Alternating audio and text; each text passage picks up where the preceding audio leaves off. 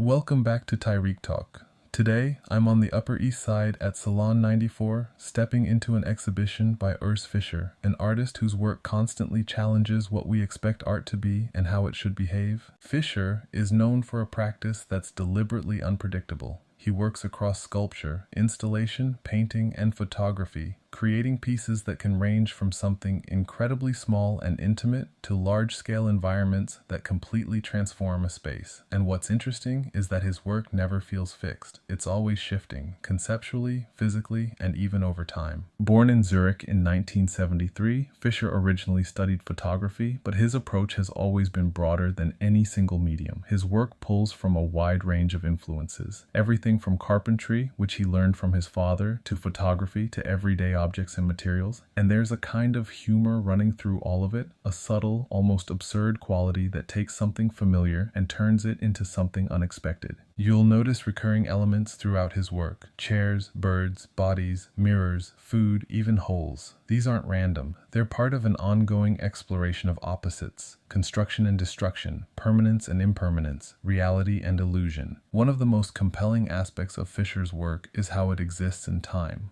Many of his pieces are designed to change, decay, or even disappear. He uses unconventional materials like wax, clay, bread, and organic matter, allowing the work to evolve beyond his control. It's almost like he's setting a process in motion and then stepping back, letting entropy take over. There's a famous example where he created a house made of bread that birds were invited to eat away at.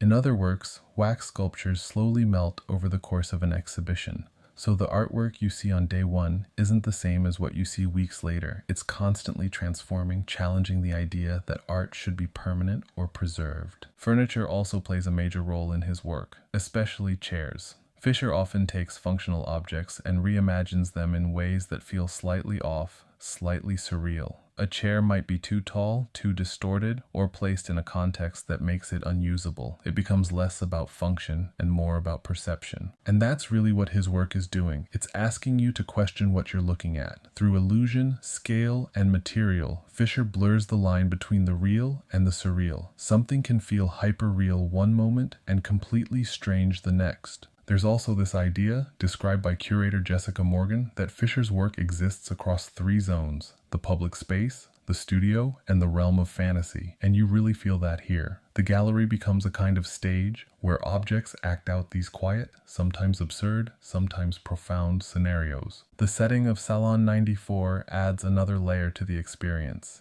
The space is refined, intimate, and architectural, very much in contrast to the unpredictability of Fischer's work. That contrast creates tension. It sharpens your awareness of the objects, of their scale, of their presence within the room. As you move through the exhibition, there's a sense that nothing is entirely stable. Forms feel like they could shift, collapse, or transform at any moment, and that instability becomes part of the meaning. Fischer's work has been shown around the world, from the Museum of Modern Art to the Centre Pompidou, and yet each exhibition feels site-specific, responsive to its environment. Here at Salon 94, his work feels both playful and deeply conceptual, rooted in humor, but also in a serious exploration of time, material, and perception. Urs Fischer isn't just making objects. He's creating situations, moments where art becomes something alive, something unstable, and something that continues to change, even as you're standing there looking at it.